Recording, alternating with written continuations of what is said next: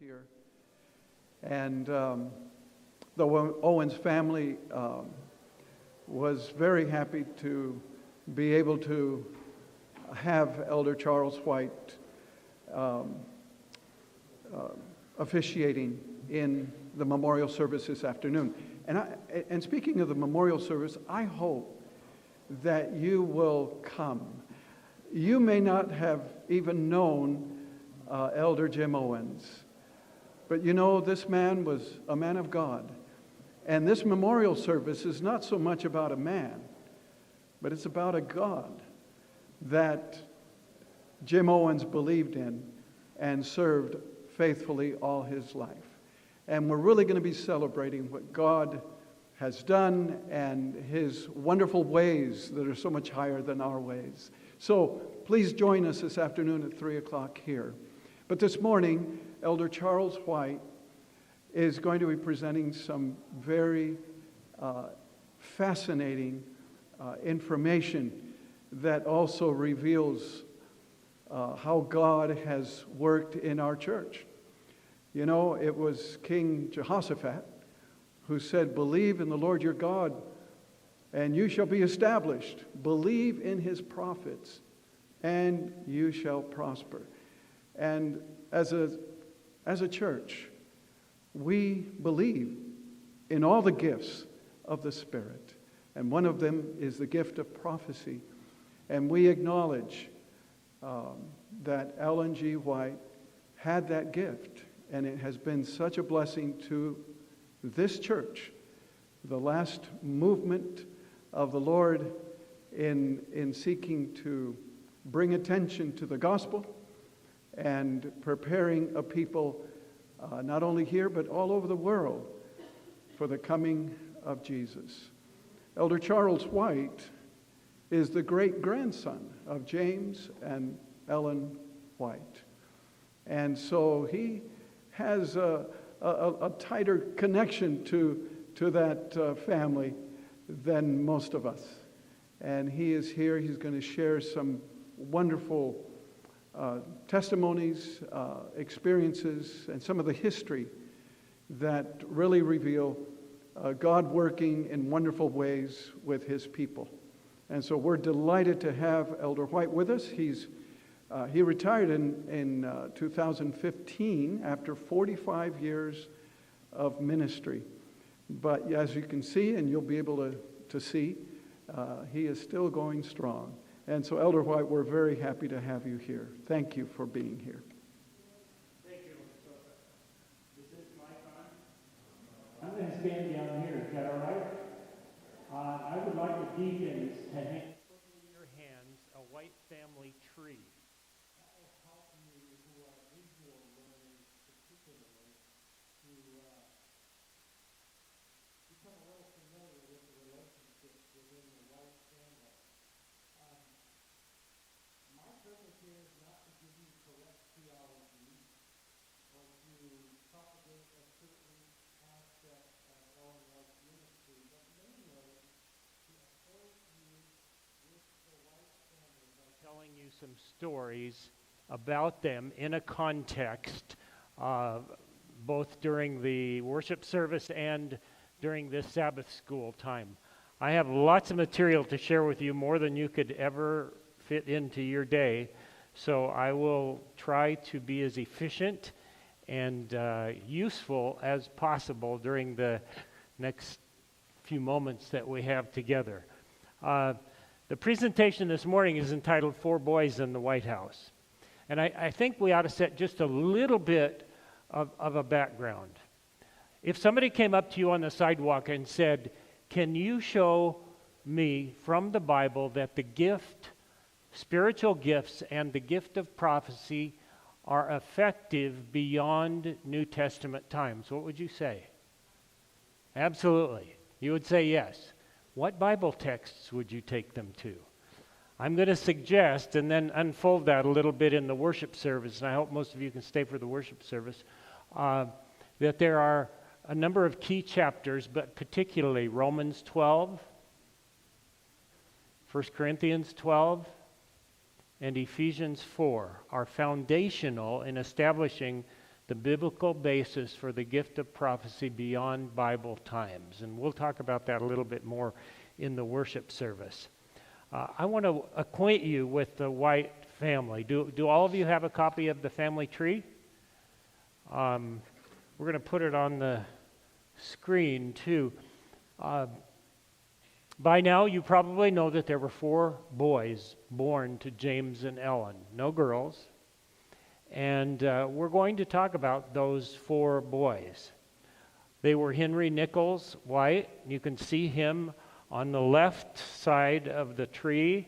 Then James Edson, these are in order. Then William Clarence, and finally John Herbert.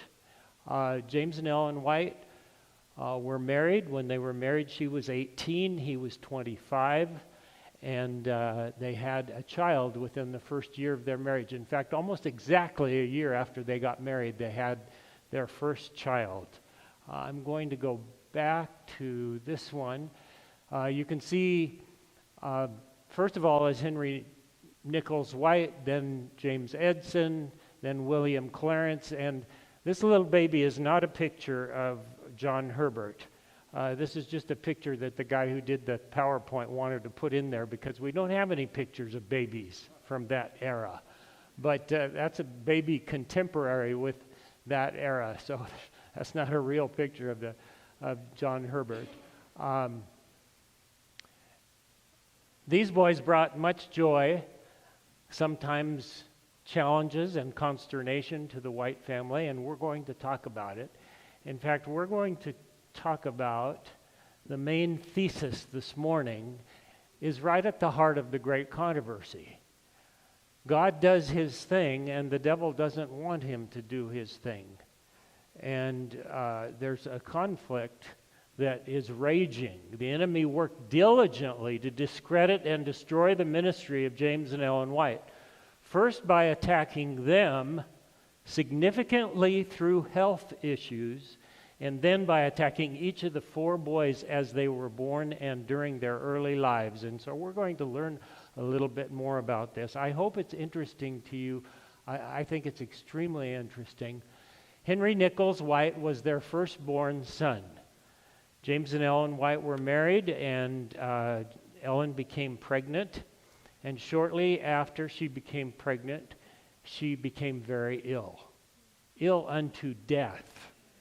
In fact, they developed a prayer team for her, and I believe in the power of prayer.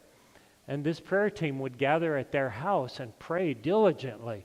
Now, James and Ellen lived with her parents because they could not afford to live out on their own initially.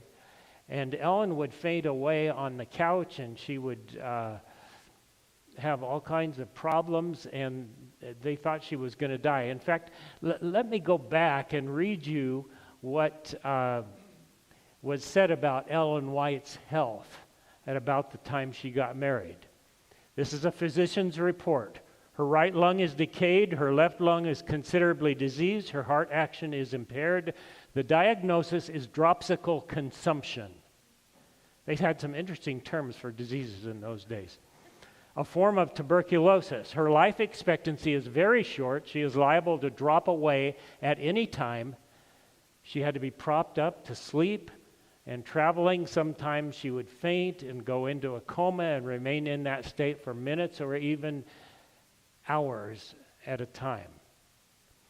James White was relatively healthy, although when he was a child, he had worm fever, another interesting name for a disease, which crossed his eyes severely. I don't have time to tell you that story, but miraculously his eyes uncrossed, which doesn't just normally happen. At marriage, he stated, although I had inherited a powerful constitution, imprudence in study and school and in lecturing had made me a dyspeptic. What do you suppose that was? He had an upset stomach often. I was a dyspeptic. James White was injured in a logging accident, and he walked with a limp all of his life. He had a bad ankle. And so that's the status of James and Ellen White when they were married. They got married, and she became pregnant and then very ill. And A family in Dorchester, Maine, which is about 100 miles from Gorham, where James and Ellen were, heard about this illness. They were an early Adventist family, and their names were Nichols. And they decided to send their 16-year-old son as sort of an ambassador, someone to encourage and pray for Ellen White, to ride in the wintertime on a horse to visit the White family and to encourage them. And so he rode, and the evening that he arrived at the White residence, well, at the Harmon residence where James and Ellen lived, they were in the midst of having one of these prayer sessions for Ellen White, and she was lying on the couch, very ill. And he knelt down and they prayed, and it became his turn to pray. And when he started to pray, he really prayed diligently. Now here's a 16-year-old boy, and he was known as he was a boy that really knew how to pray. At 16 years, isn't that a compliment? Awesome. He really knew how to pray. When it was his turn to pray, he prayed sincerely that Ellen White would be healed. And as he was praying, he walked over to her and he put his hands on her and he said, "Sister Ellen, Jesus Christ maketh thee whole."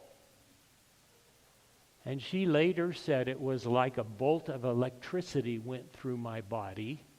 And Henry Nichols fell on the floor.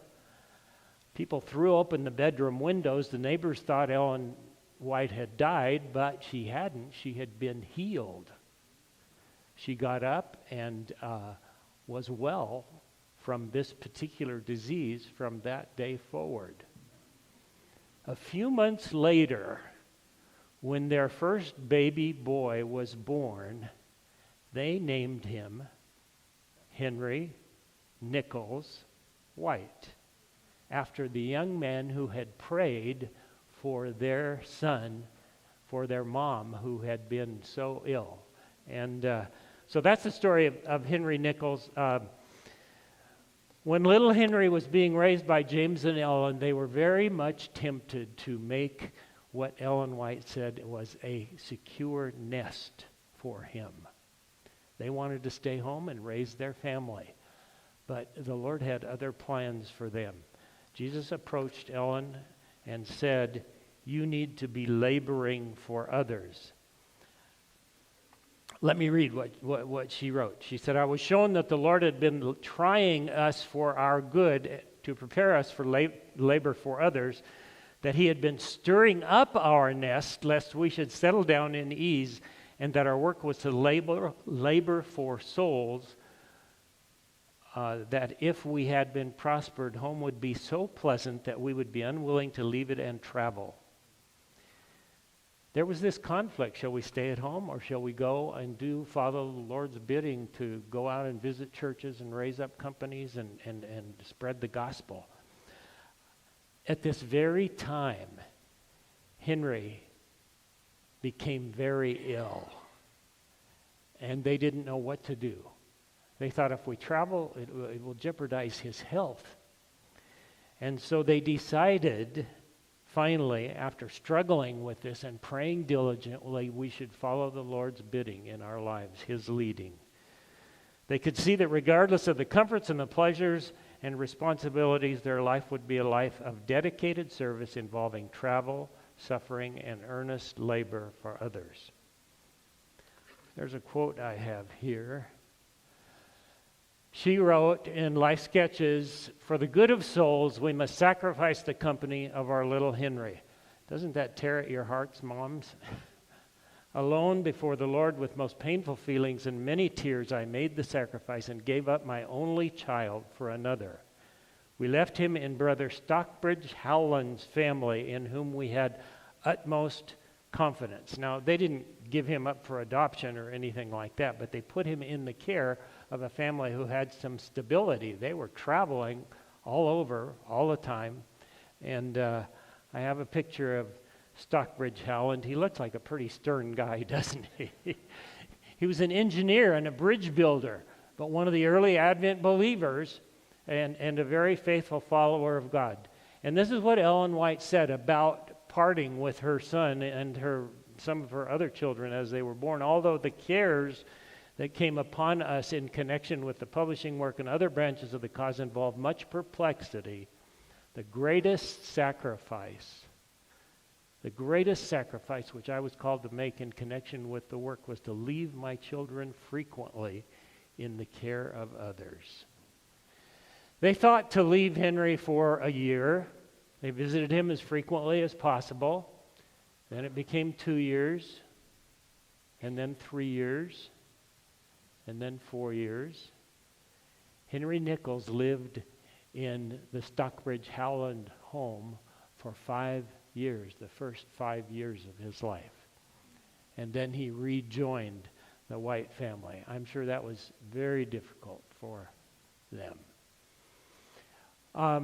James Edson White, second son. Edson was born rather feeble, and he had other challenges. And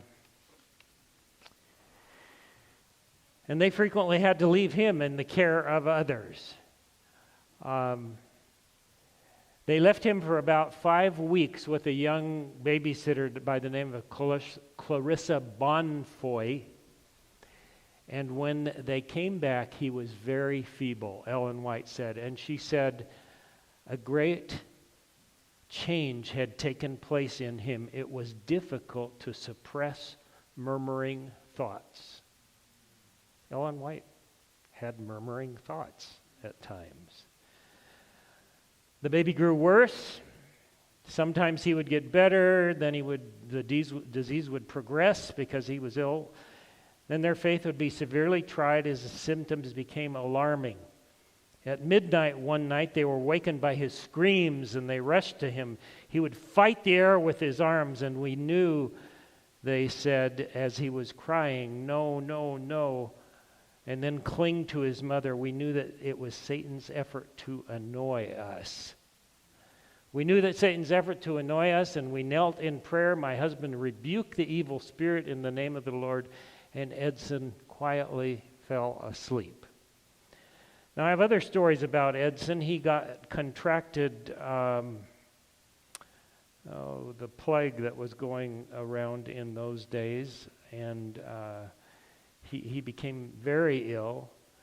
God healed him miraculously again. And so you can see that Satan was attacking the children of James and Ellen White to distract them and keep them from the ministry that he was calling them to. See if I'm going to go on and talk about William Clarence White. He was born August 29, 1854. He went by W.C. or Willie. And the family, he was born in Rochester, New York, and the printing work was going forward there, and the Whites lived in Rochester, New York, and they housed all 15 employees of the printing plant in Rochester in their own home. And so it was like a boarding house for all the employees, and so they had a couple of young ladies that helped care for them, and they had some people that helped them cook, but it was a very busy, busy place. The believers in Battle Creek said to the Whites, move to Battle Creek, we'll make it easier for you. And ultimately they did decide to move to Battle Creek. Willie was just a little baby, and the story that I'm going to tell you, how many of you have ever heard the story of Willie and the wash tub? Anybody? You have. I think it's in some of our school books when we learn about the White children. But I love this story. Little Willie was only 22 months old, and they had decided to have a conference, a convention. It was sort of a long-range planning session in Battle Creek for the early Adventist church, sort of a strategic planning time. And they called believers from all over, other states, other areas of the country, and they were coming into Battle Creek, and everybody in Battle Creek was supposed to help house the believers that were coming there, because early Adventists were not rich people, and they couldn't stay in motels, and there weren't that many motels. So it was expected that you would open your home and have 2 or 3 families come and stay with you. The Whites were in that situation also, and so they were preparing. They were scrubbing the floors and cleaning up around the house. The older boys were outside raking the leaves, and little Willie was playing in the kitchen. Now, in the kitchen, there was a big wash tub of sudsy, soapy water that they had been scrubbing the bare wood floors with. And it was sort of dirty and sudsy and soapy, and Willie had a little piece of wood and a stick, and he was pushing this little piece of wood around with this stick in this wash tub. And as Jenny came by, she said, "Willie, what are you doing?" And he said, "Sticky boat, sticky boat." So he was pretending like this little piece of wood was a boat, and he was pushing it around in this wash tub, and he was having a great time. Jenny went outside to get wood for the wood stove. She was gone a little longer than she had anticipated, and when she came back, she looked around, and Willie wasn't there. And she thought, "I wonder where he's gone." And then she looked again, and she saw a little foot sticking up out of the wash tub. And she screamed and grabbed him, and she said, "Willie's drowned! Willie's drowned!" And she grabbed the baby, and Ellen White, of course, who was in the living room, came running, and she grabbed her baby, and she said, "Jenny, was the water hot or cold?" And she said, he's drowned," because he already had stopped breathing and was beginning to turn blue. And Ellen White grabbed the baby, cut his clothes off, took him out on the front lawn, and started to roll him around on the ground. Put him down on the ground and just started to roll him around. And as she was rolling him around, water came out of his mouth. And Ellen White told her older son to go to the review and to get James, and so he ran like crazy to get him.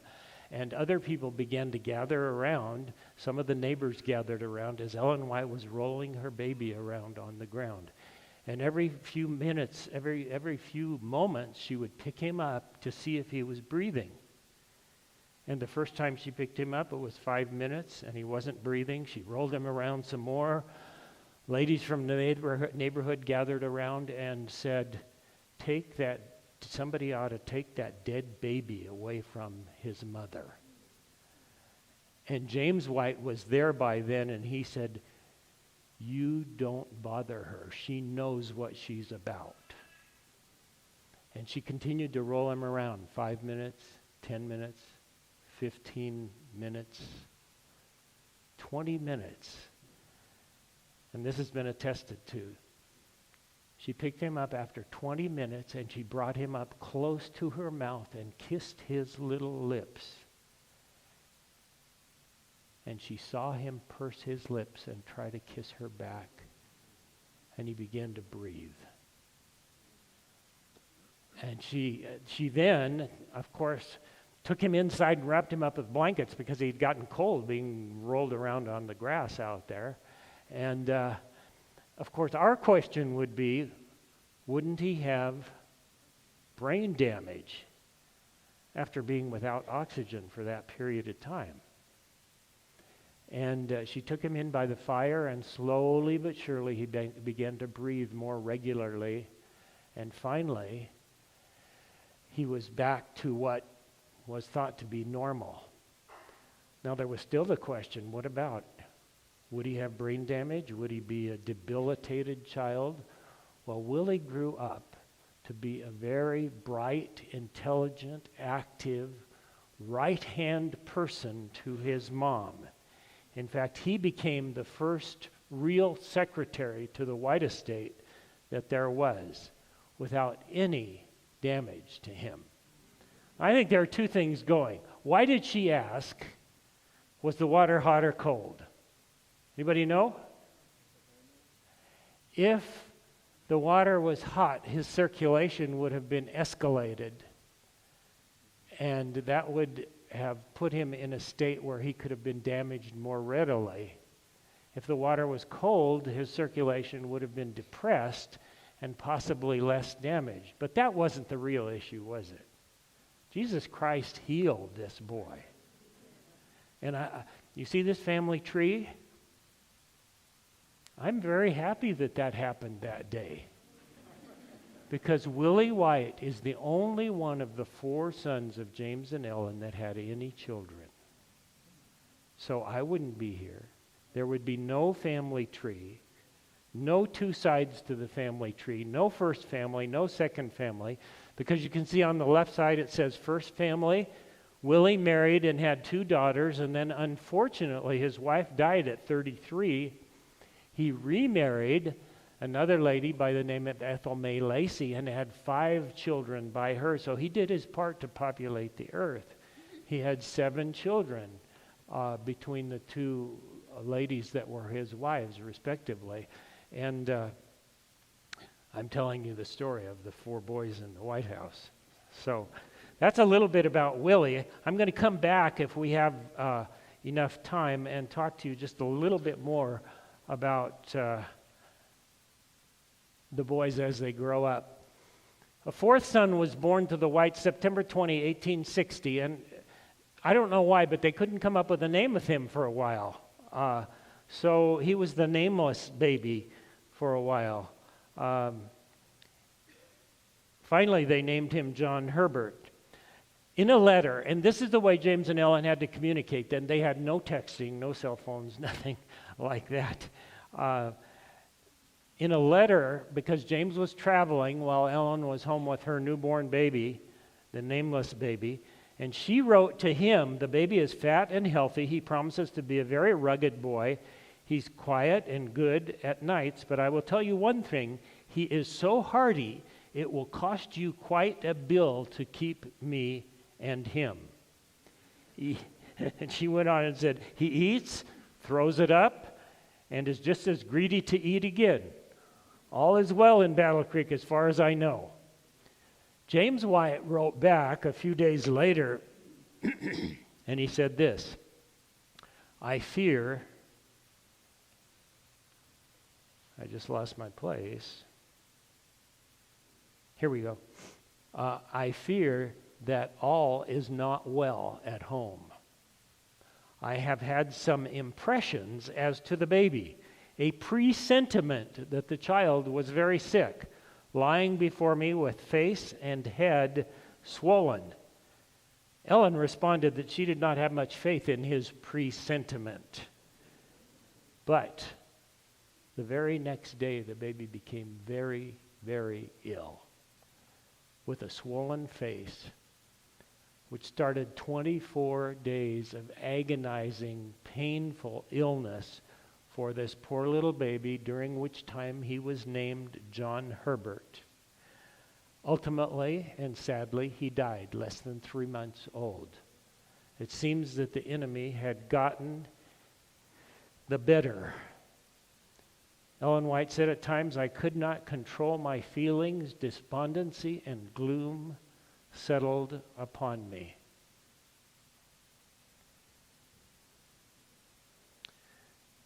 Now we're going to go back to Henry Nichols, and here's another sad story.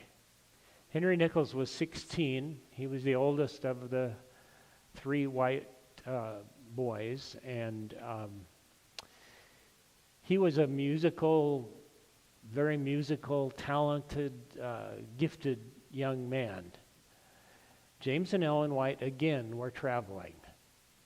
James had another one of those impressions that things were not right at home, and so they cut their trip short and they went home. The 3 boys met them on the platform of the train station, and they sang to them because they loved to sing. But Henry had a cold, which turned into what they called lung fever. What do you suppose that was? Pneumonia. He had pneumonia, and he became very, very ill. And it was a heartbreak to the Whites, but he became so ill that the doctors couldn't do anything for him. They didn't have the kind of antibiotics that could have dealt with that kind of illness. And a couple of days before he died. We think of James White. Do you have a picture of James White in your mind? Rather stern, driven, sort of maybe a little bit on the, well, I'll just use that word again, on the stern side. James White held his son Henry in his arms for most of the day, December 7, which was 2 days before he died, and just comforted him and spoke to him and told him how much he loved him and how much God loved him. The next day his mother talked to him, and he said to his mother, "Mother, I shall meet you in heaven in the morning of the resurrection, for I know you will be there." And then he passed away. His last words were, "Heaven is sweet." Within just 3 years, the Whites had lost their youngest baby and their oldest son, which left only 2. When our noble Henry died at the age of 16, when our sweet singer was borne to the grave and we had no more heard his early songs, ours was a lonely home. Both parents and the 2 remaining sons felt the blow most keenly. It just hurt their family terribly. And we can almost think, well, what else could the devil do to these poor people? They lost 2 of their sons. But God comforted us in our bereavements, and with faith and courage we pressed forward in the work that He had given us, in bright hope of meeting our children who had been torn from us by death in that world where sickness and death will never come. My wife has a Bible, and some of you are Bible markers and Bible stuffers. You know, you put all kinds of stuff in your Bible. You put poems and quotations, and you mark and you underline and do. Others don't touch their Bible. They think it's too sacred. And there's nothing that's right in terms of that. It's just whatever suits you. But my wife has one of those Bibles. I gave her a Bible when we got married. We're going to celebrate our 41st wedding anniversary Sunday. She wanted to come, but we take care of our grandkids a couple days a week, and she just couldn't break away. She wanted to come to the Owens Memorial Service. But in her Bible, she's a stuffer, and she stuffed a bunch of stuff, and she has this quotation in her Bible from Desire of Ages. "Not a sigh is breathed, not a pain felt, not a grief pierces the soul, but the throb vibrates to the Father's heart." Wow. I'm gonna really skip through some of this because we just don't have time to unpack it all. But very, very quickly, 1865 was an important year for the Adventist Church. In 1863, Ellen White had a vision, a special revelation from God that we needed to do more about health, taking care of our bodies, and that the physical body and the spiritual relate to each other in an integral way. And so they produced some health and how to live pamphlets, and James White was involved in this movement, but James White was burning the candle at both ends. He was the General Conference president. They selected a General Conference president every year then, and in 1865, he had a stroke. He and Ellen were walking early one morning. They were walking by the neighbor's cornfield. He plucked an ear of corn and was shucking it just to see it, and Ellen White heard him gasp and almost fell to the ground, but was able to right himself. But his whole right side was drooping, and he couldn't speak. He'd had a stroke, a terrible, bad stroke. They put him in a care facility in New York, but Ellen White was not satisfied with the care that they gave him, so she took him out, and she said, "He has cared carefully for me for many years through illnesses. Now it's my turn to care for him." And she did. She devoted the next 3 years of her life primarily to nursing her husband back to health. Most of the doctors said he's not going to recover. Interestingly, 1 year later, when it was time to elect the General Conference president again, even though James was significantly debilitated, they elected him as General Conference president. So they figured half of James was better than the whole of anybody else. And he did a pretty good job. She said about the stroke, Satan's purpose was to destroy my husband and bring him down to the grave. And I believe that. Satan was after them. That's all I'll say about James. James died prematurely. He died at the age of 60. And I'll talk about that a little bit this afternoon, or this morning. Later this morning. But Ellen White didn't think she could go on with her ministry after James died. And yet, she had 35 years of effective ministry after he died. So God raised her up. Edson, in the meantime, had an interesting history. Somebody here this morning came to me and said she labored over one of her sons particularly. It was Edson. He was not responsible financially, and he got involved in a publishing business that was both printing religious books and secular things. And she said, Edson, you can't have divided loyalties. You just can't do that. And ultimately, he came back. He went to Battle Creek College, and they were having a spiritual revival there. And Edson really fell in love with Jesus for the first time in his life, and he wanted to have some kind of mission. So this is a young Edson. This is a still fairly young Edson and an older Edson. He lived into his late 70s. Edson became convicted after reading a pamphlet that his mother had written, Ellen White had written, about working for black people in the South. And some of you have read and heard the stories about Edson and the Morning Star boat. Well, he built a boat and took it up the Mississippi River, primarily kept it at Vicksburg, Mississippi, where he began to evangelize illiterate black people who did not know how to read, who were kept from learning how to read.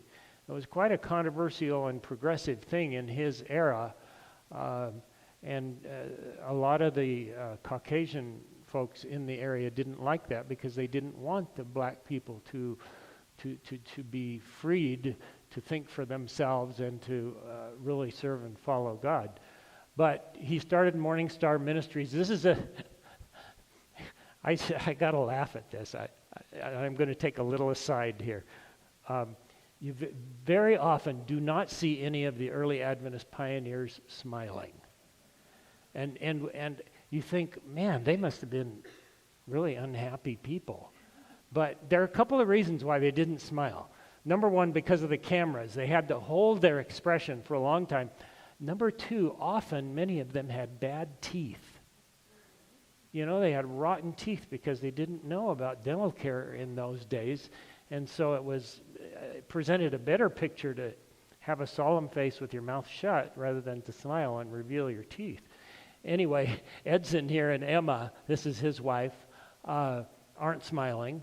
They're sitting on the deck, lower deck of the Morning Star boat, which is here. This is the boat that Edson built. He built it in Michigan and got it on down the Mississippi River and evangelized from this boat. You can't see it very well, but this is an upper deck.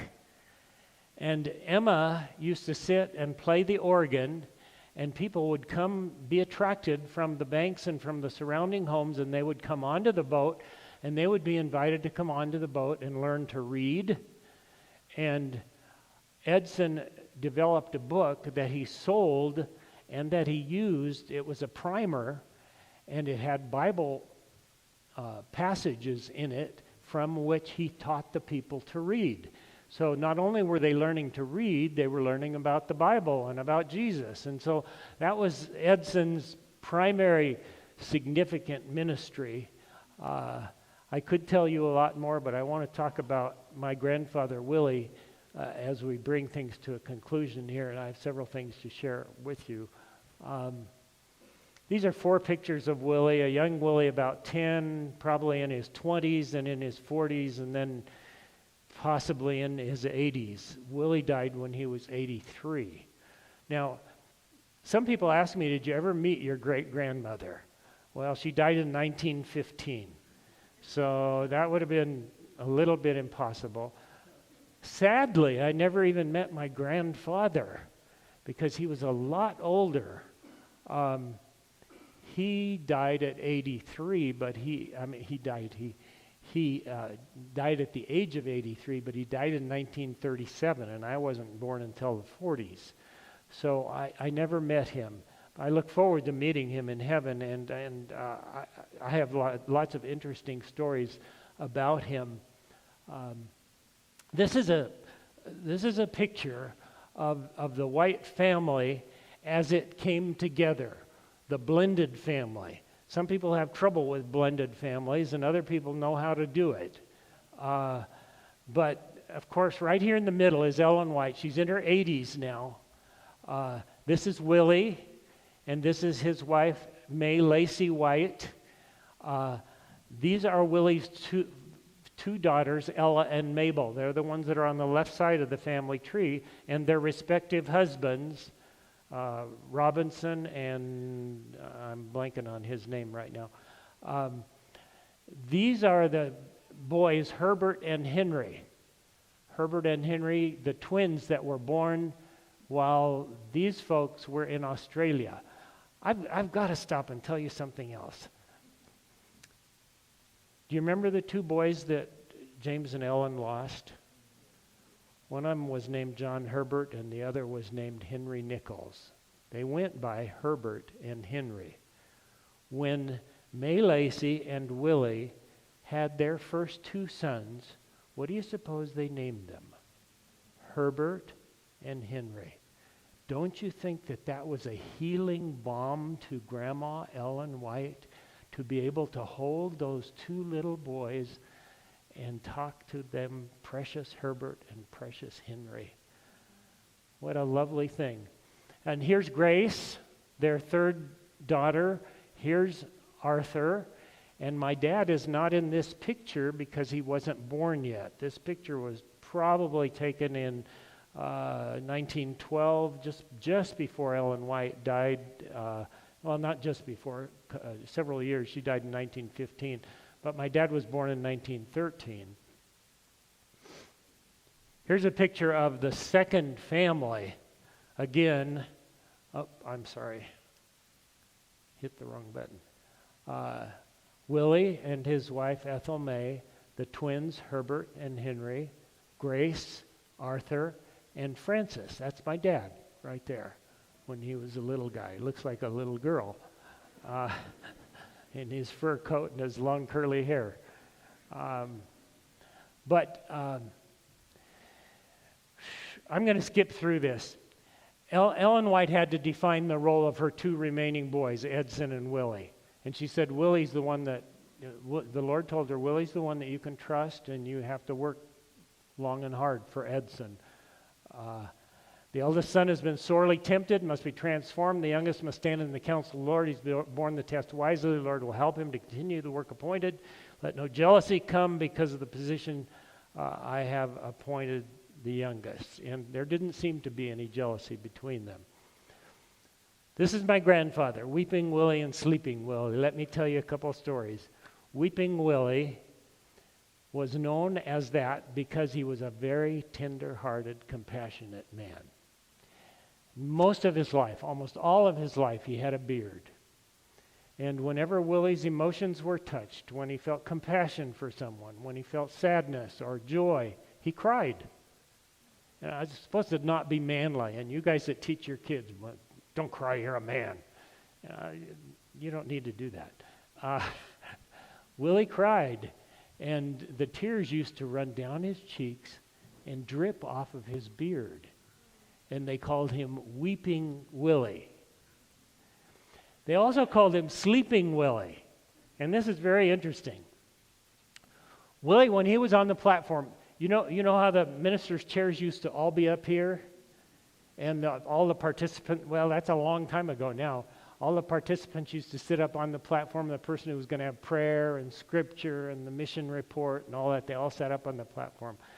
Whenever Willie sat on the platform, he had a tendency to fall asleep. I had a head elder in Bakersfield, California, when I pastored the Bakersfield Church in California, that could not stay awake. He was a pharmacist, and he worked hard, long hours, and he had 3 sons. And whenever he was on the platform, you could figure that Ozzy was going to fall asleep. And he did. And I'm glad when they changed the idea of everybody being up on the platform. But Willie used to sleep unless he was preaching. One day, A.G. Daniels was preaching, and Willie was supposed to have the benediction. That's the final prayer after the sermon. And Willie fell asleep. And Elder A.G. Daniels was preaching away and just making his point and really getting into his sermon. And he turned around and he said, "Isn't that right, Elder White?" And Willie, awakened from a deep sleep, stood to his feet and said, "Shall we rise for the benediction?"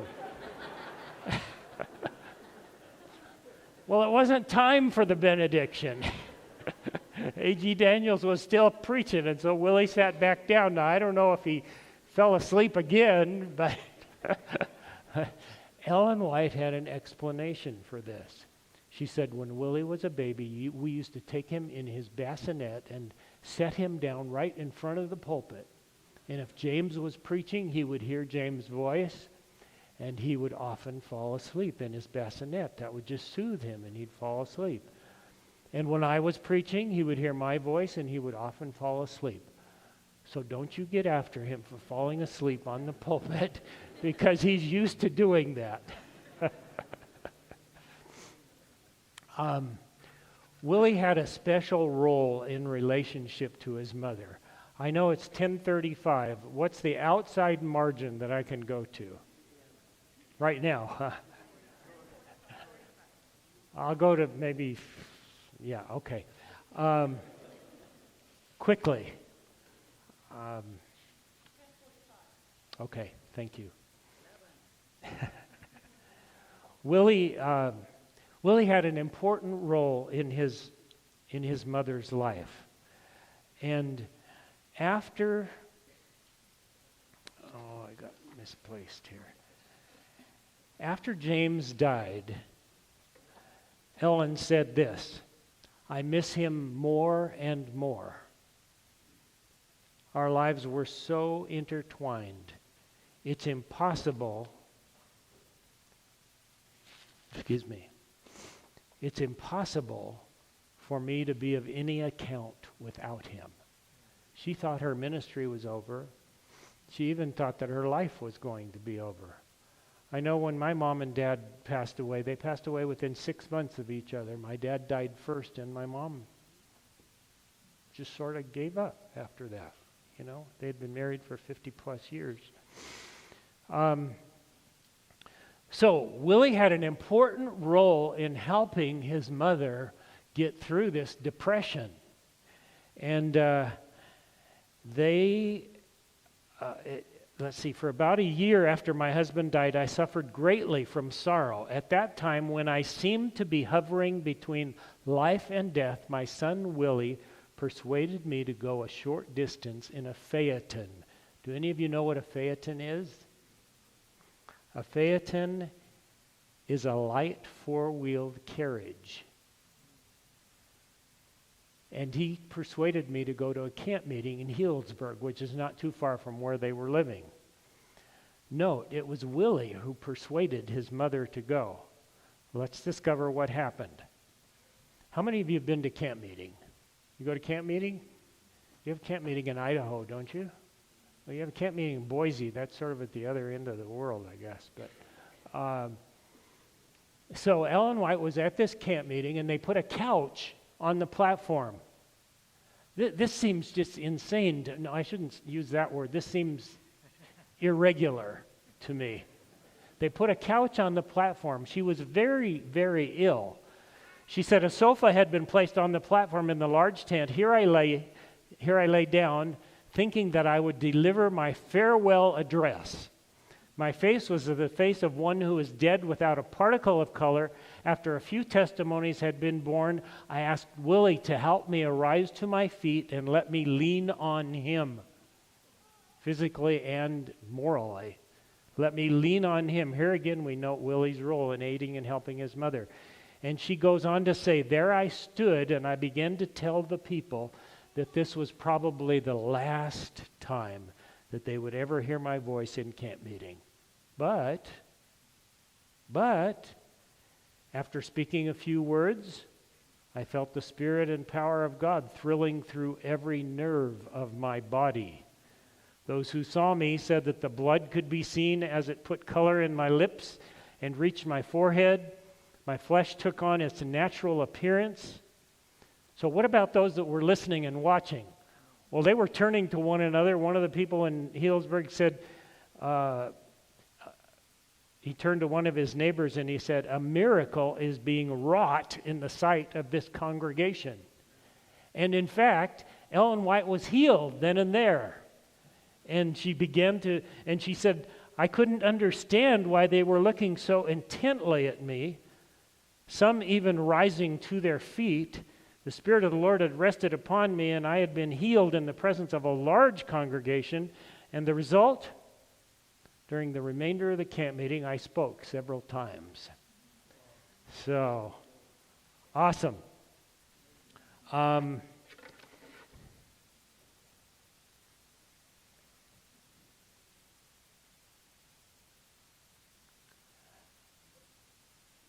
You gave me till 10:45. I'm going to take it. Willie's first wife passed away. Willie was invited as a father to 2 little girls and a single parent to go to Australia with his mother when she went to Australia in 1881, I think it was. No, 1891, sorry.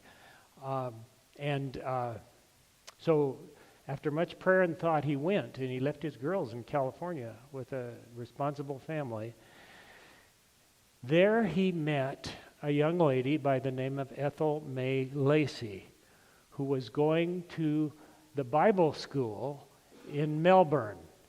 They rented a building and had a Bible training school in Melbourne, Australia.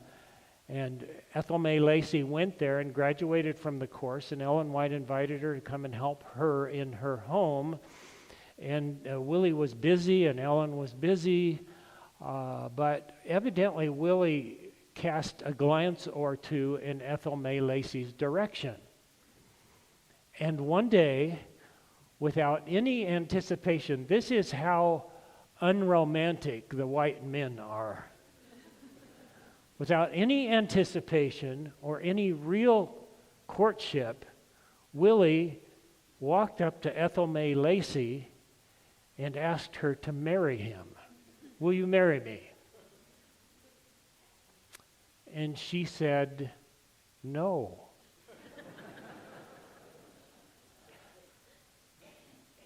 And she said, and here are the reasons. Number 1, I have a boyfriend. Number 2, I have a school debt. And I will not marry anyone while I'm in debt. And number 3, I don't love you. Which is also important. Willie, nonplussed by this, said, will you pray about it? Well, who can deny an invitation to pray about something? I mean, that trumps everything. And so she said, yes, I will pray about it. He went away to Tasmania and was gone for several months. And he was praying, and she was praying. And when he got back, he approached her again and said, has anything changed? And she said, interestingly enough, some things have changed. Number one, Arthur and I, her boyfriend's name, broke up. Number two, someone paid off my school debt. Who do you suppose it was? Do you know? It was either Ellen or Willie. It was Ellen. Aha, she liked Ethel May Lacey. And finally, she said, and I believe that I could love you. And so 6 months later, they were married. And okay, it's time to wrap up. I love that story.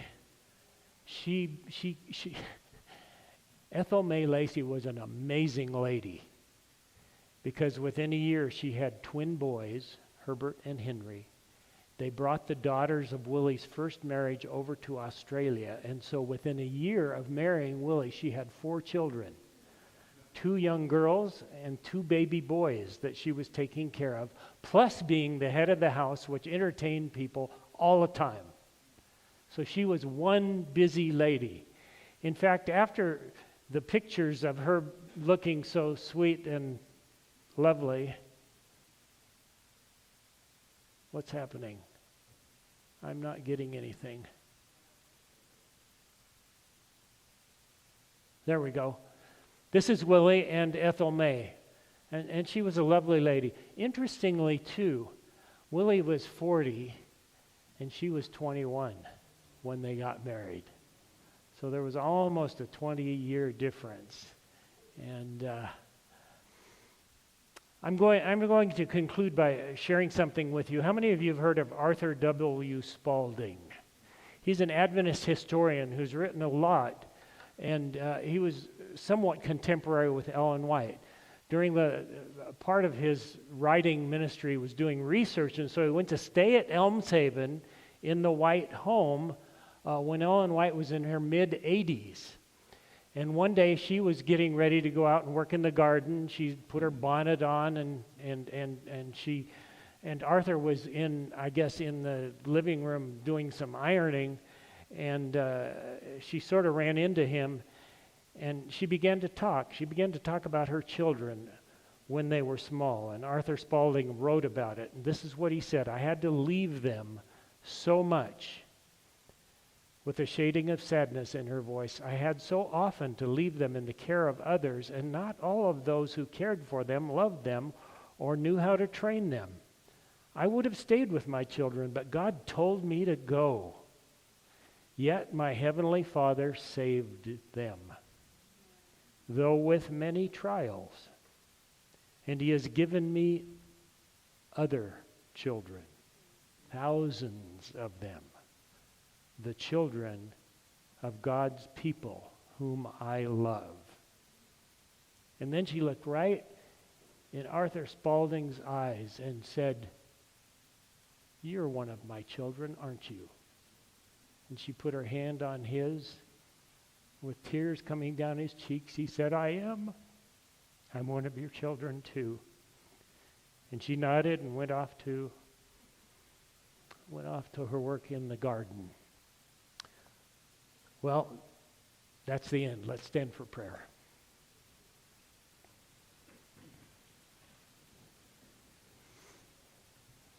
You know what? We're all God's children, aren't we?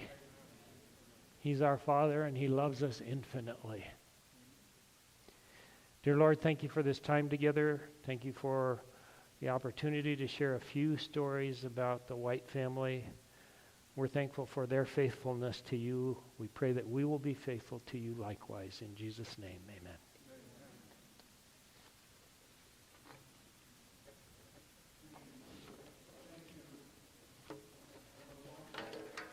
You're welcome.